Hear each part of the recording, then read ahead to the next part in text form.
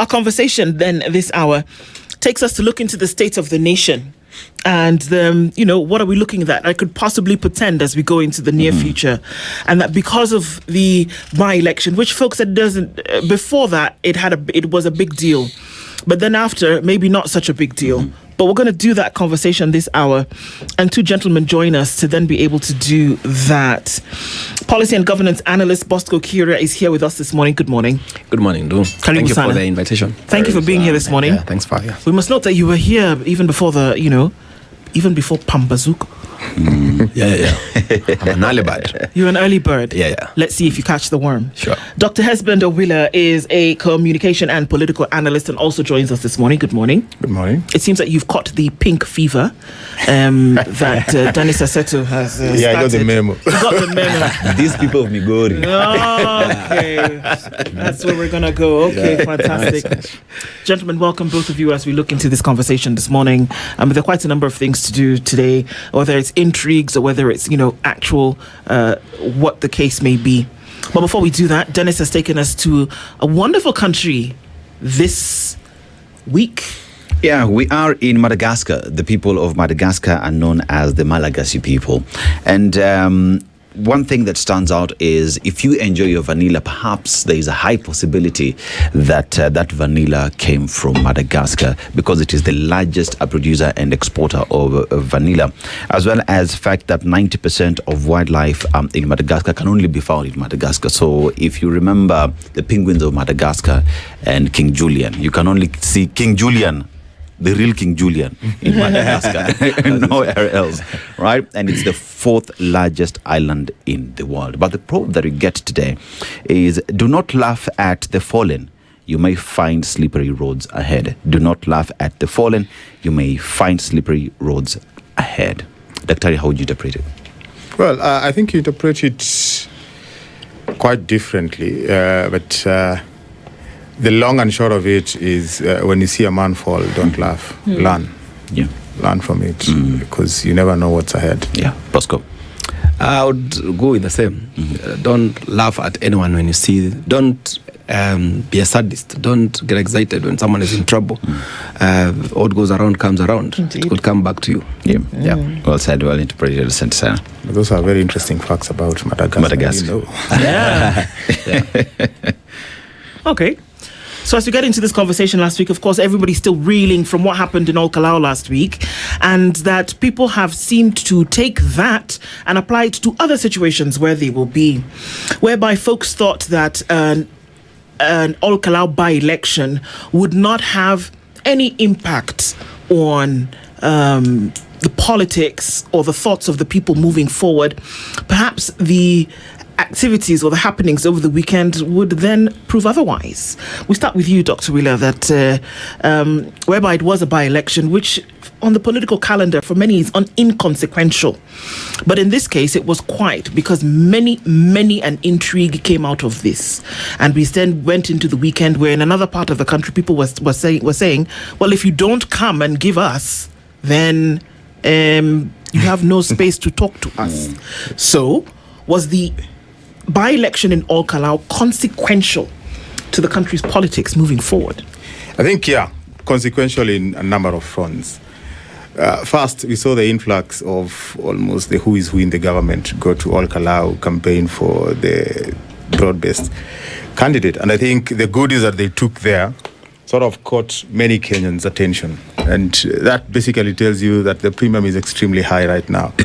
That you won't go campaigning in any part of this world unless, especially if you're from the broad-based side of the government, unless you meet that threshold. Already people are demanding so much, and I think Downlaod becomes the benchmark. That if this is what you're giving in Downlaod, then you can't go below that, especially in areas that would be seen to be swing counties. Downlaod wasn't. So I think for me, that's the first key thing, that the premium seems to be going high and higher, and the electorate will keep demanding much and much more from the political class. And then secondly, I think it is consequential in the sense that all along we've had this conversation around the mountain is behind Rigathi Gachagua. And then there was the contrary conversation that President William Ruto didn't get the mountain vote because of Rigathi Gachagua. And I think the previous by-elections that we've seen in Bayera North, in other parts of the country, have consistently shown that opposition has nothing on this regime, especially the broad-based. And I think it was just important for Rigathi Gachagua that he asserted himself. A number of political commentators are saying that he knew that he needed DCP to have the first win as a big win. And that's why he didn't go to Bayera North, because Bayera North was a DP candidate. That is who they fronted. And he thought that because Bayera North is, well, there is the Mount Kenya thinking, but it is not predominantly Kikuyu. Yet, Olkalau is pretty much homogeneously a Kikuyu constituency. So there's a sense in which he wanted to make a statement by winning big. And I think he did. I mean, 85% plus of the vote basically tells you that those who think that he doesn't have, the mountain vote behind him, especially the Kikuyu mountain vote behind him, are now thinking twice that, this guy actually has these numbers. Yeah. Now, in terms of that playing at the national level, I think it only benefits one person. It's only Rigathi Gachagua, because then it gives him an opportunity to assert himself. Probably, if he's not the candidate for the opposition, he's probably going to have a bigger say on who that candidate becomes, because he can now start asserting himself and saying, I told you that these numbers are with me. You saw 85% was with me, despite the government, descending into Olkalau. So does that, help the opposition? I doubt. It does help Rigathi Gachagua. And I think the way he has come out to assert himself as this guy who has, walloped, the broad-based regime, sort of frames this conversation around President William Ruto against Rigathi Gachagua. And you see, there are a number of Kenyans who are looking at President William Ruto and thinking, this regime has not given us so much that they promised. So there's a sense in which there's a sizable number of Kenyans who are disgruntled with this regime, and they're thinking, is there an alternative? Now you direct them to Rigathi Gachagua, and I think the conversation shifts. They're like, this was a team that has done so much for this country that is not in the interest of so many Kenyans. So where is the shorter presidency that team is likely to go to? That thinking is likely to take people to President William Ruto, because you don't want to start a longer journey with a Rigathi Gachagua. And simply put, if President William Ruto is not a favorite of many Kenyans, I think Rigiji emerging and framing himself as the alternative is even a bigger problem for the opposition. Whether he's the candidate or he supports someone, it essentially makes President William Ruto a better option. I mean, Bosco, with what Daktari has said, there is also the aspect that what Kenyans are now feeling, even if you look at the analysis here, we want dignity, equity, and leaders who serve us every day. Why is that now a key statement that Kenyans are saying out there? Is because all of a sudden, because there was a by-election, we saw development that was missing in Olkalau for the past 4 years, but all of a sudden now, in like 3 months, we see development, billions of shillings being poured there. And in every other constituencies, Kenyans now are saying, if $1 billion plus shillings could be spent in 3 weeks, then these billions as well could be spent in our constituencies. Only that, as at now, they do not see our value. And Kenyans are saying, we want leaders who work for us across board. What has development that was poured into Olkalau mean for the rest of Kenyans in all these other constituencies? Because many are saying, if you could do it there, you could do it here. How difficult a task has it become now for members of parliament to go back to their constituencies and talk to their people about development? Wow. Thank you so much, Dennis, for this question. And I would like to look at it first of all, allow me to congratulate the people of Olkalau. One, for voting peacefully.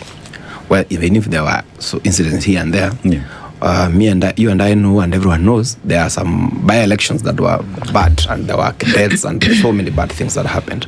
So we congratulate the people of Olkarau for voting or exercising their democratic right in a peaceful manner.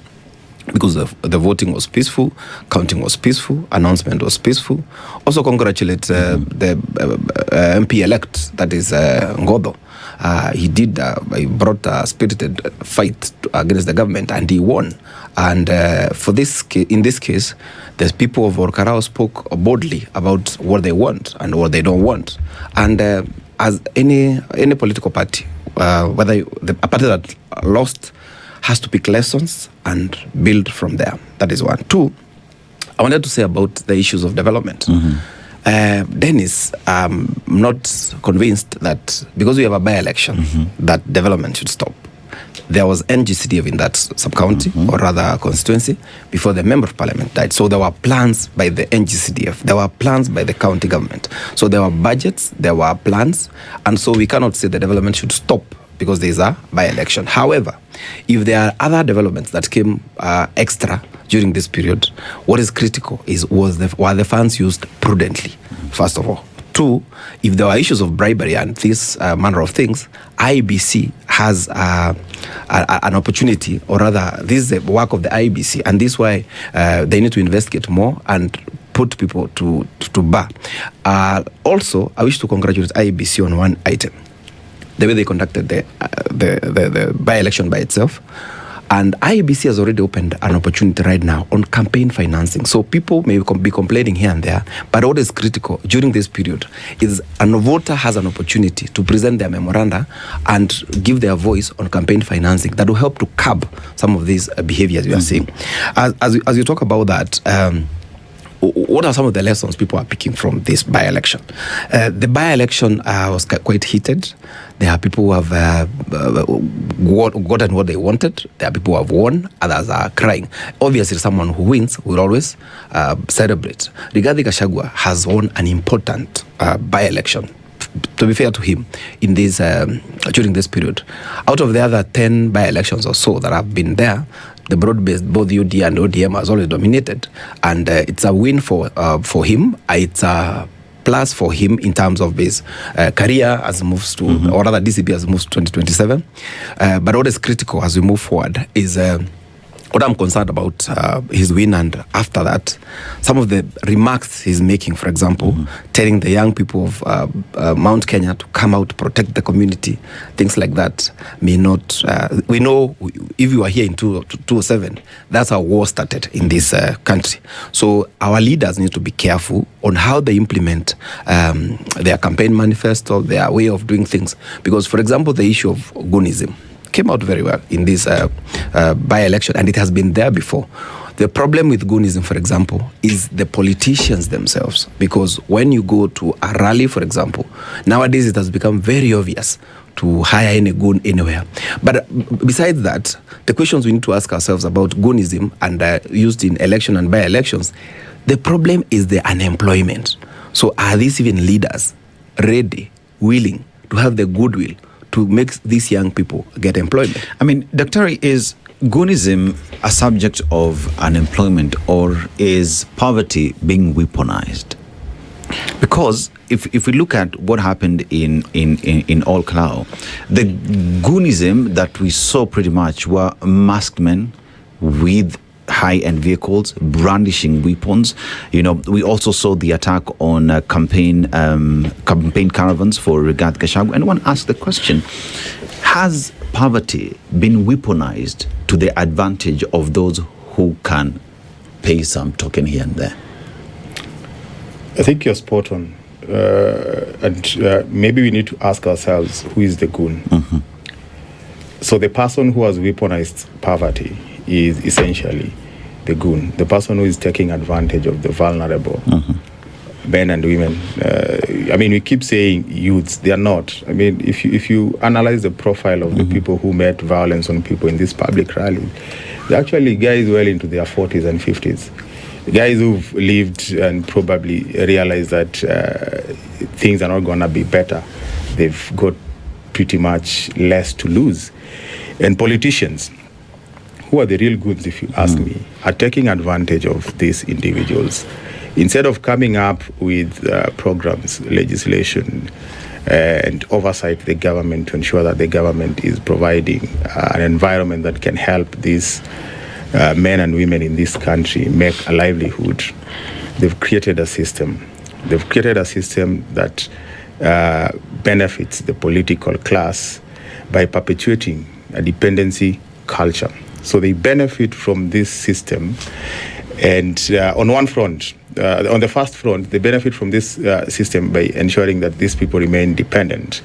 But on the second front, they benefit from this system as a political class, simply because it protects their political clout. So what happens is, instead of debate, they inculcate a culture of fear. So if you're coming with an alternative perspective, probably an alternative perspective that will address the plight of these men and women who are taken advantage of, they create an environment where no one will listen to you and you'll be afraid of articulating your issues. And then number two, instead of persuasion, they've entrenched a culture of intimidation. You're intimidated. In 1992, after the 1992 general election, there were a number of by-elections, if you remember. Some of us were pretty young, but I remember in Migori constituency, in Nyatike constituency, in Ndiwa constituency, and there's a constituency in the coastal region. There were by-elections in areas where Ford Kenya had won. And I think it was influenced by the fact that Moi was afraid of Jaramogi Oginga Odinga having more MPs in parliament and being the official leader of opposition. Remember, Jaramogi was not even number 2. Jaramogi was number 4. But he had more MPs. And I think the intention was to cripple him, have less Ford Kenya MP and have Ford Kenya just as a parliamentary political party, but not the official opposition party.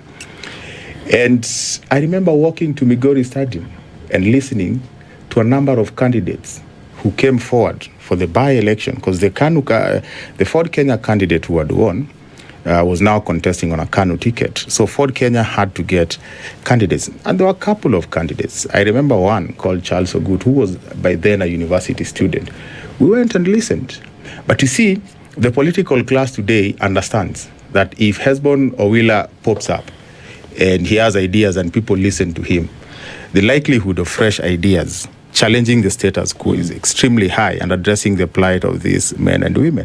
So they've created a culture that sustains, their privileged position as a political class at the expense of the vulnerable masses. So for me, if you ask me today, they are no goons. They are no goons. They are Kenyans who are looking for leadership. They are Kenyans who are looking for opportunities.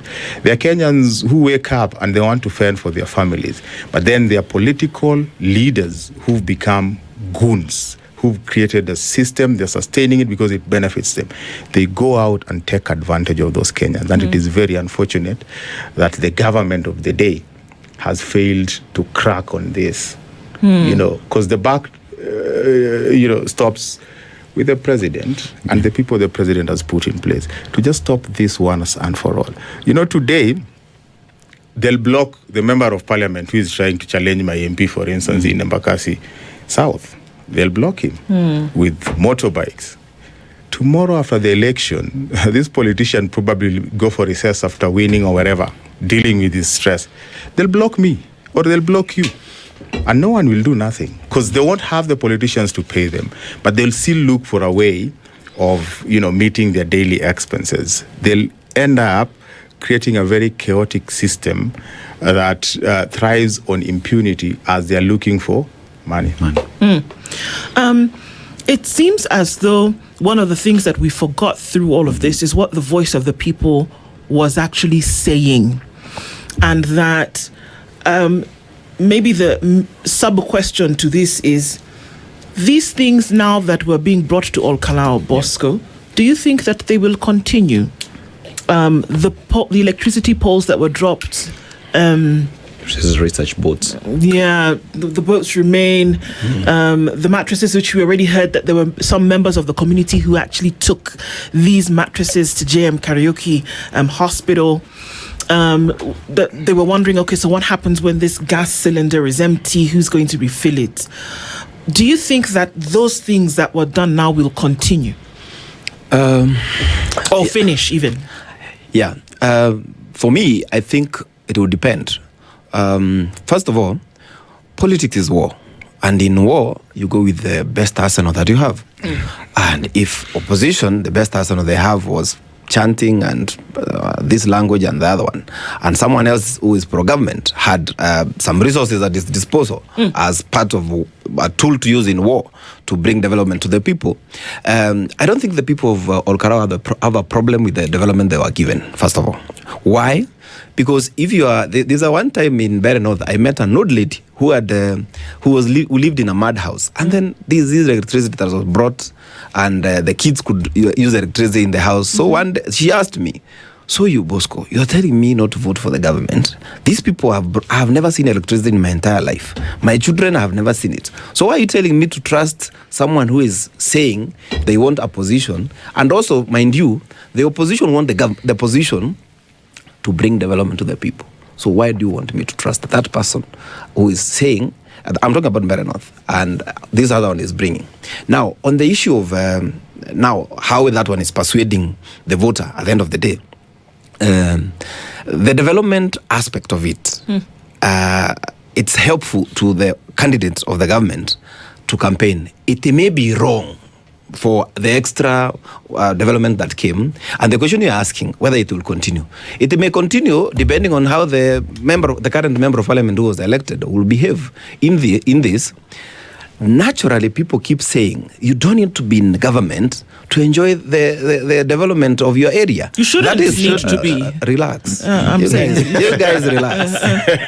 Can I put my case across? Yes. You don't. According to our constitution, theoretically, you don't require. There's a process to getting development to Mwananchi, which involves the process of budget estimates brought to the National Assembly or County Assembly, approved by MCAs, implementation is done. That's the right way it's supposed to be done. But over the years, and even now, I'm not saying it's right. I'm just saying how it has been happening on the ground. So it happens that even in a home, if you are a father, the kid who is very obedient, when you're sharing sweets, you give him first. And then you bring the other one here and scold him and ask him, "I sent you yesterday, you didn't go." So what happens normally in government circles? If you are opposition member of parliament, for you even to call a PS or a CS to pick your phone call, to forward on a certain project, it becomes problematic to you. The other thing is, I would not be surprised if Ngodo, after swearing in after a month, he goes and supports the government agenda, because he wants to be elected in 2027. So the only thing for him to do, he might follow what all the other leaders have been doing. I'm not saying it is right. I'm just saying that is what has been happening. over the weekend,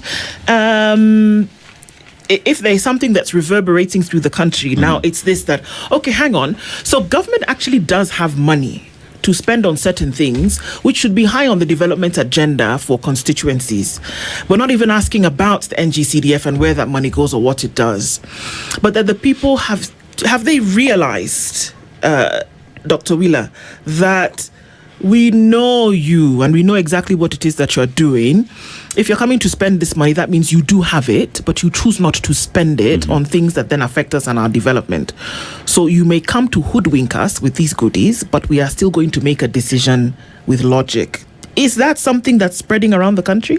I think it is. It is, and it's a good thing. Because whether the intent is to develop or not, development happens. So people would essentially come to this realization that there's a lot that the government can do because there is money lying somewhere, and people will be a lot more demanding of what the government should do. Essentially, we know that it's the main intention there is to get people to vote for the government of the day, or to get people to vote for the government preferred candidate, simply because now we've brought development. You've been crying for roads, there are roads. You've been crying for electricity, there's electricity. You've been living in deplorable conditions. Here are mattresses. Here now you can cook using LPG gas, and so on and so forth. So you look at that and you're thinking, if the intention of the government is to develop, then that development plan is misplaced, that they're only coming to develop when they're looking for the vote. And there are a number of Kenyans who will be looking at that, and they'll be very critical. They'll be saying that the only time that we need to get what we can out of the establishment is during an election. And once we get that, we can vote whichever way we want to vote. And if I may just respond to what he said, that even the MP-elect might decide that the best thing to do now is to work with the government of the day for the development in Ol Kalou. I mean, that's a choice that if he makes, I think politically it will only push him until the next general election. Yeah. You know, because of what we've seen. People will celebrate the goodies that come from the establishment, but still vote on the basis of who they think will serve their interest. The other thing that came out clearly is the fact that, in Kenya, there are two categories of Kenyans. And this government has become, or let me say the broad-based, has become very strategic in the way they are targeting them. There's a category that is very big on infrastructural development. The government owes this to us. They need to create an enabling environment. And I think there's a track that the government has taken that is taking care of that. So if you look at the road network that is going to the western region, they're actually targeting the people who are asking themselves, these taxes that we are paying, where are they going? But they've also realized that there's a very big chunk of the Kenyan population that hates a poor politician, that hates a campaign period that gives them promises of what will be done and does not give them immediate gratification. And I think that is the population that the people of Ol Kalou say it exists. They will take the immediate gratification, but they will still vote the way they want to vote. They don't have to vote for the government. It tells you that all these travels that we see in the name of empowerment, led by the deputy president and many MPs, and they contribute millions of shillings. Where they get that money, I don't know. But they are going round because there's a sizable population of Kenyans who believe it is our time to eat. A politician comes for a rally, we need to be left with something. Where I come from, you need to gonyo us, So the extent to which the government was thinking, or let me say politicians were thinking, that the more you give goodies, the higher the likelihood of you being voted, is increasingly getting debunked in Ol Kalou. So whereas in Ol Kalou they were given grand things, in Malava they were given bread and mkate and soda. I think the premium in Malava or areas like Malava will increase, but the reality is they won't have to vote the way the people who are giving them more want them to vote, which for me is a realization that is coming at the right time. Yeah. But do we need to have the conversation about where this money comes from?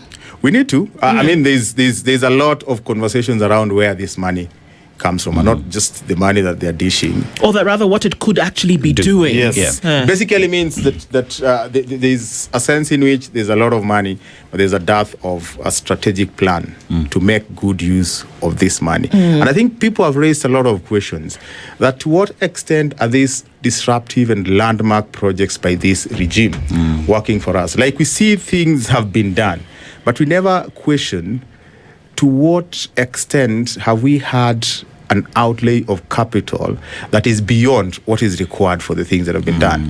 Whether it is SHA or all these, small and big infrastructure that they've developed, you ask yourself, this is good, but the initial outlay was just out of this world. Why do we have to spend a lot of billions in a system that fails every other time? And therefore you have a clique of politicians who go saying, SHA is working.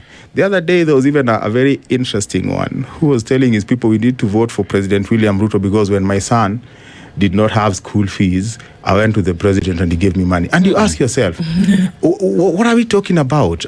Can all of us go to our MPs, the president, and ask for money for school fees? And is that the basis upon which we need to evaluate the political class? Yeah.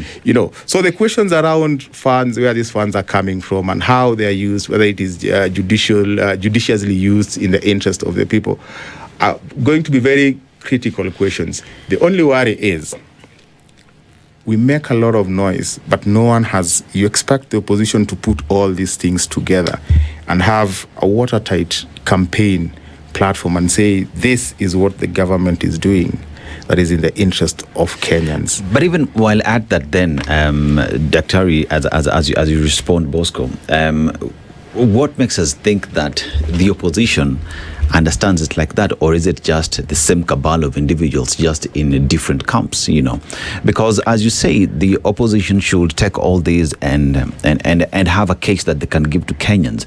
But where Kenyans sit, they're looking at the opposition and saying, these are just the same guys, just in different camps, simply because they are not in government. But if all these guys were on the same side, they would just perpetuate the very same things.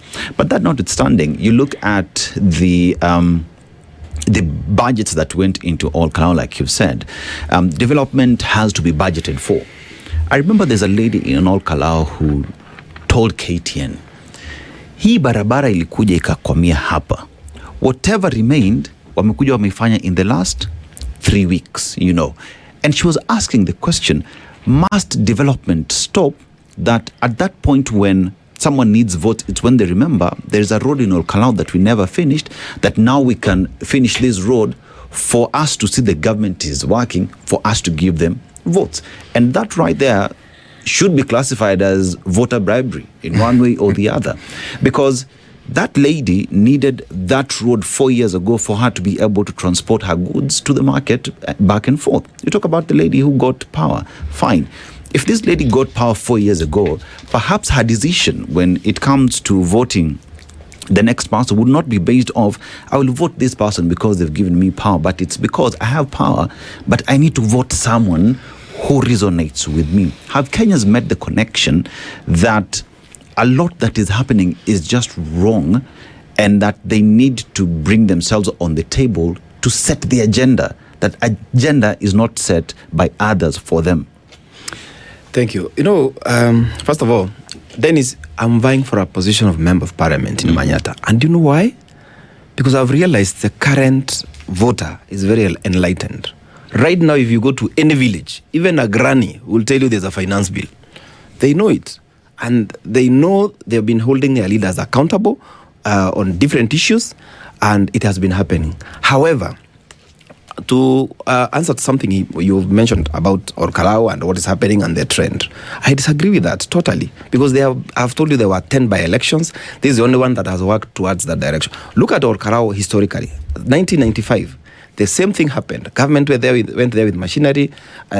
They voted for an opposition candidate. In the last election, they elected a Jubilee candidate against the wave of UDA in that area. However, look at Mbeere North, for example. If the argument is development is not working for the by-elections, and Malava, as he said, and all that, if it worked there, it may work even in future. The point is, that issue of now the people voting otherwise because of they are punishing, maybe they don't want the development and all that, I am disagreeing with that, because the problem with our society is that, as he said, we are poor. And as long as we are poor, the politicians will always take advantage of the situations. When I say that, I see our country having a lot of inequalities. The margin between the rich and the poor is very big. And that's one of the reasons politicians, be it in the opposition or pro-government, will always use what they have at hand, whether it's dirty money, whether it's whichever method they are using to get that vote. And I have a concern with our constitution. Since the implementation of our constitution, we have always had budget deficits. Do you know why? Because our constitution was extremely expensive. Look at the counties, for example. If I give you 3 scenarios of 3 counties, county of Embu, county of Tharaka Nithi, county of Meru. That's why you're having the conversation of Mount Kenya East and West about resources. Because in the last regime of Jubilee, for example, of Uhuru, all the resources zilikuwa zinafika pale makutano, zinapika break. So the people are not excited with all the other regimes have like marginalized the Mount Kenya East. And that's why you hear the conversation, trailer imechoka kuvuta mzigo, wacha ikatwe. Because now they see the deception that has been there. You guys, we have been supporting you to get this position. But once you get it, you forget about us. And now you say you want us to help you to put to the basket to get the vote. But Judy, even having said that, when you look at development and how it's affecting our voting patterns, and I said about the counties, these counties, when you look at, do we need 10 CECs, 15 chief officers, directors in each and every county, and look at the revenues that these counties are producing. That I'm showing you where the deficit has been coming all these years.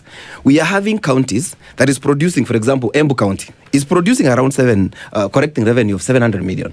What are they getting from the government? A whole 7 billion.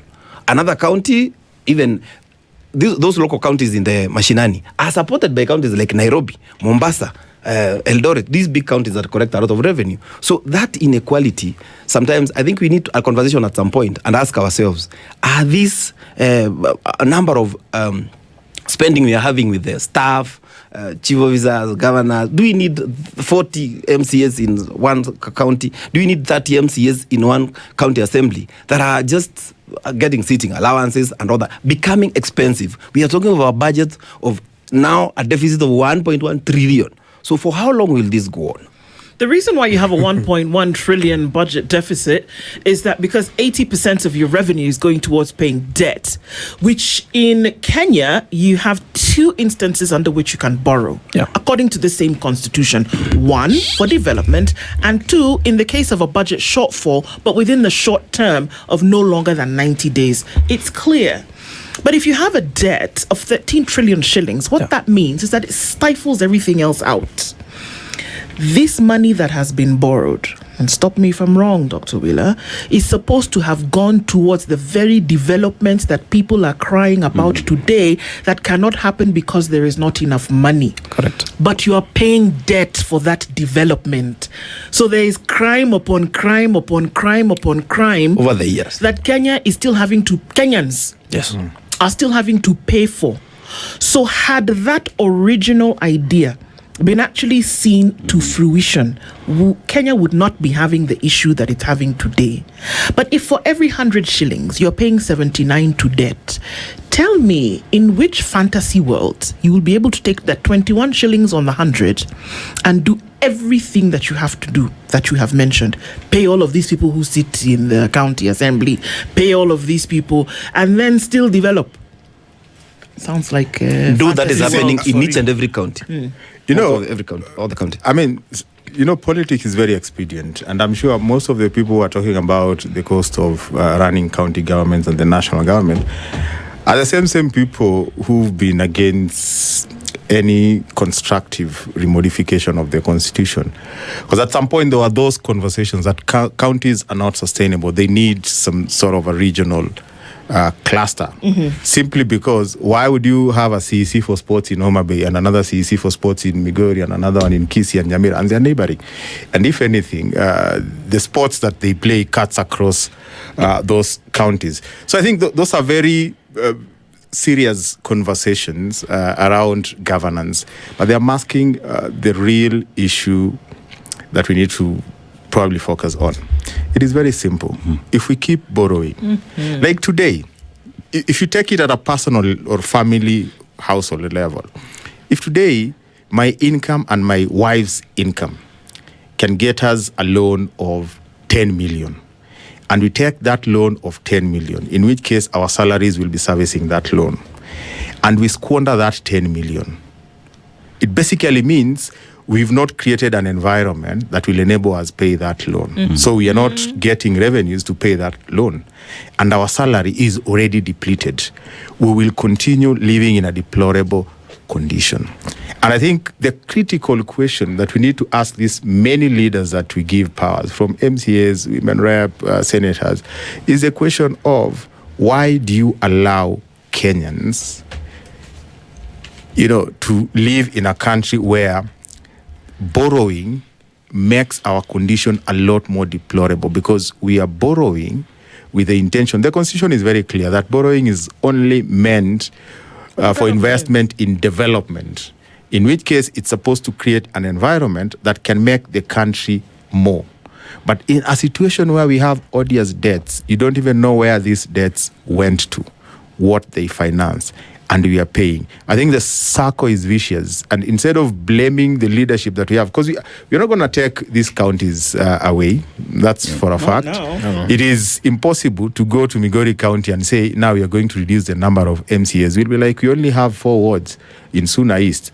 And the guys in Suna East will say, no way, we are not going to seat even one, you see. But we have a reason to ask our ward representatives, hey, wait, you're an MCA, members of counties, you're an MCA. Now we need to see value for money. Whatever money is coming down to the ward level, how is it spent? You are a member of parliament. There are two things which are even contradictory. First of all, you're a member of parliament, you're supposed to oversight the national government, and then you're also given resources to spend, in contravention of the constitution. Even the NGCDF Act in itself does not envision a situation where an MP is involved in this, but they are involved.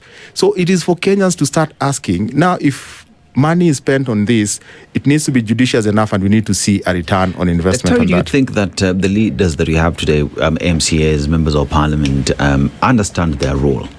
Because perhaps maybe we're sitting here and assuming that these are individuals who understand their roles based off what the constitution says. Because you find, and what angers me is because I remember at some point even my member of parliament in Nyamita went to the president saying, Mimi, I'm working with the government so that I can get development. Yet he sits in the National Assembly where budgeting happens, where he can push even for private members' bill for development to come to his constituency, because development is not a favor. It is a right for every other Kenyan. Do people who are in these offices understand their role? Let me tell you, the ones who understand use that understanding for their own benefit and the benefit of the people that they're supposed to make work for Kenyans. It's simply what your MP said, that they understand their role, but then they've decided to use the power of their role to act on the whims of the president or the executive. Now, at the national level, it is not bad. At the county assembly and the county level, it is worse, because either MCAs don't understand their roles, or if they do understand their roles, now they're using that against the governor. So there's no development. But to a large extent, what they don't understand, even at the county assembly, a committee at the county assembly, once constituted, has the powers equivalent to a high court. In which case, they can censor any CEC. They can even censor the governor. Now, that power has never been exercised. You come from Migori. There was a time we had a governor who had the whole world on his neck. Cases upon cases. So many things. Not even one MCA raised an issue at the county assembly. Not even one. Now ask yourself, is it that they didn't know nothing was happening? Today as we speak, governors, and this is from members of parliament that we interact with, they tell you the shocking details of what governors are doing. That instead of paying salaries, they hold that money to earn interest. And you ask yourself, is it that MCAs don't know? MCAs know, but they're just like, okay, if you can do that, then we need to get our cut out of it. And it's the unfortunate thing that at the county level, let me tell you, when I was growing up, health centers were working better than they are working now, but there was no devolution. Health centers were, as in, I would leave my high school and go to the local health center and get treated and go back to school. Now today, health is devolved. That money goes to the county. It is closer to the people. In the run-up to the 2022 general election, folks in Suna East were telling me, boss, us, we don't need anything. We don't even need roads. But we just need access to medical and health services close to us. That is all we need. Guys who are from very far off. Now, that was 2022. 2022 was how many years after devolution? So many years. So either these people understand, the people who are supposed to oversight both the county and the national government, either they understand and they're using that to their advantage, or they don't understand. And if they don't understand, I think the problem is whoever gives them that power. Is there time for a systemic change? Because all of the things that we're talking about now seem to have been practiced and entrenched over time. That it's almost assumed that certain things will happen. But that we take ourselves away from the reality that Kenya probably has enough money to pay its debt. That Kenya probably has enough money to do this development that we talk about if it was not being stolen. Because we go back to that question and we say, how is it possible that somebody can say, how can you spend 10 billion and 1 billion and somebody comes and answers you and says it can even be 10 billion? In the light and in the face of all of these things that are going on, is it time for a system? It's the system that needs to actually be uprooted, overhauled and tossed into the rubbish bin. And then you reinstitute it. I agree totally. Ndu and Dennis and my Daktari here, my friend Daktari. One thing I will talk about, by the way, I'm very passionate about devolution. I was the assistant to Governor Wambora in 2013 as an advisor when we started, and I was actually behind the strategy of the 9 lives. I'm very passionate about devolution. I've even written a book I'll bring you about power to the people. The reason I'm saying about all this devolution and the issues Ndu is talking about is our constitution is very clear on the roles of members of parliament and members of county assembly. It is to do representation, legislation, and oversight. Those 3 things, that's what I have a problem with. Why? Our current architecture of how the members of parliament should implement budgets. Listen to this. It is the work of the member of county assembly or MP to approve the budget. So there are budget estimates brought by the executive, and then it's approved by the member of county assembly, and then this member of county assembly or member of parliament implements these projects. Because let's be sincere, through, for example, CDF, NGCDF, there are committees. Who elects these committees? It is a member of parliament, more or less, in another way. Not unless we want to lie to ourselves. They are not involved. So you have given me money, I have approved the money, then I go to implement, then you expect me to oversight it. Okay? So I think if you have to have a discussion on what to change in our constitution, I have a big problem with, even if now you hear I want to become a member of parliament, I want to become a member of parliament, you give me budget, I approve, I implement, then I oversight. That's why there are a lot of deficit you're talking about in our system, because all members of parliament do, they don't even involve contractors nowadays. So what they will do is they will get companies to which will be pre-qualified under NGCDF in their constituencies, but they are the same guys who are implementing those projects. For example, I'm the member of parliament. I know what they're doing. I'm a member of parliament. Then I call you to come with a company. I say we want to save cost. We don't want to go the procurement process of coming contractors and all that. I'll be the one painting that classroom. So the money will be coming back to me. And then I'll want that money so that I give back to this community. Do you know how the voters we are contributing to that menace ourselves? Because, as he said, the roles of the member of parliament are well known, the 3 of them. But now the society, because of inequalities and the problems people are having on the ground, kuna mazishi, kuna hospitali.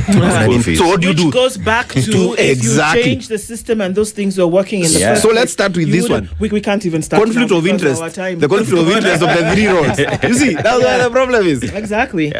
This is the state of the nation. These are the issues that we speak of, and that we can't stop speaking about them.